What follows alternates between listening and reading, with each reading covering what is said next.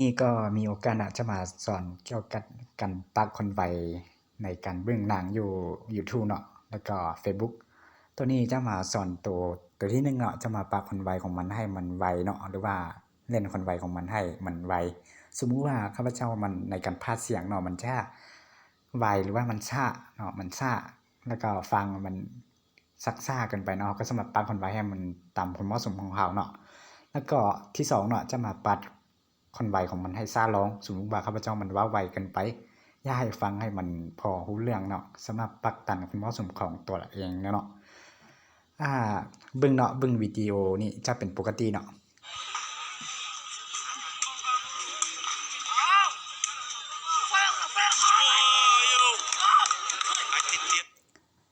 วิดีโอนี้จะเป็นปกติของมันค่าปกติของมันจะอยู่ในนี้เนาะให้ทุกคนเข้ามาใน YouTube เนาะให้ทุกคนกดตัวนี้ให้มันออกเป็นตัวนี้ให้มันจะมี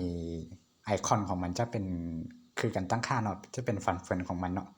ตัวนี้เป็นไอคอนคือการตั้งค่าอยู่ในโอเปนของเราเนาะให้คลิกเข้าไปเนาะคลิกเข้าไปโอเคมันมาโชว์หน้าตั้งนี้เนาะเราก็สามารถคลิกเลือกตัวที่2เนาะตัวที่1จะเป็นการตั้งค่าคุณภาพของมันตัวที่2เนาะจะเป็นการปรับความไวของมันเนาะเราสามารถคลิกเข้าไปตัวที่2เลยเนาะ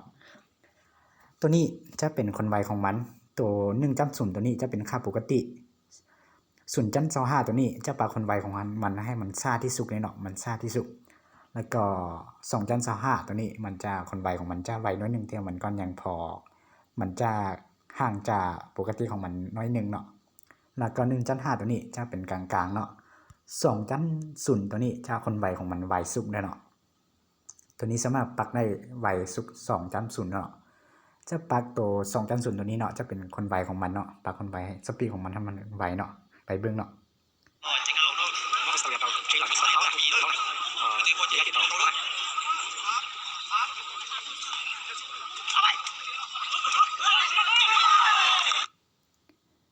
นี่ก็จะเป็นการปัดคนไวของวิดีโอเนาะให้มันไวหรือว่าให้มันเสียงของมันไวเนาะแล้วก็เข้าไปตัวที่เราต้องการปัดคนไวให้มันซ่าลงเนาะจะปัดเป็นตัวประมาณ0.25ตัวนี้เนาะ0.25ตัวนี้อันนี้เราก็สามารถเลื่อนตัวนี้ได้เนาะสามารถเลื่อนตัวนี้ได้สามารถเลื่อนได้เนาะเลื่อนได้ตัวนี้สามารถเลื่อนได้บ่แม่นเข้าเคียงค่าของมันนะเรามีแต่เคียงตัวนั้นตัวนี้เราก็สามารถเลื่อนได้ตามคนต้องการของเขาเนาะก็ปรับเป็น0.45เนาะแล้วก็ไปเบิ่งเนาะ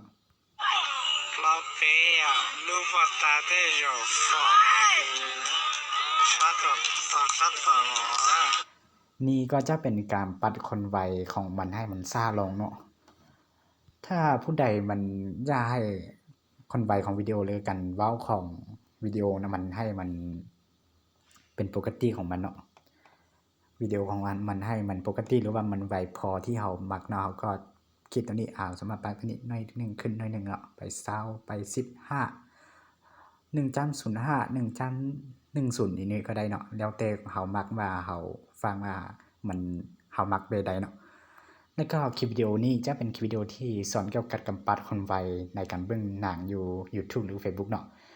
YouTube กับ Facebook มันก็คล้ายคือเดียวเหมือนเนาะคันว่าฮู้ในการปักอยู่ YouTube นี่ Facebook มันก็ปักได้เนาะอันที่แอดมินหายไปโดนเนาะก็เพราะว่าไปเวียกเนาะแล้วก็มีคนหลายเดในการพากย์เสียงหรือเฮ็ดวิดีโอเนาะมันต้องกันคนเดียวเนาะบ่ต้องกันหลายคนคันว่าหลายคนนี่มันจะมีเสียงรบกวนเนาะแสดงว่าคันมีโอกาสเนาะจะมาลองอีก 2-3 คลิปเนาะจะลองในทิศหน้าเนาะก็ยังบ่ฮู้ว่ามันทิศใดได้ทิศหน้า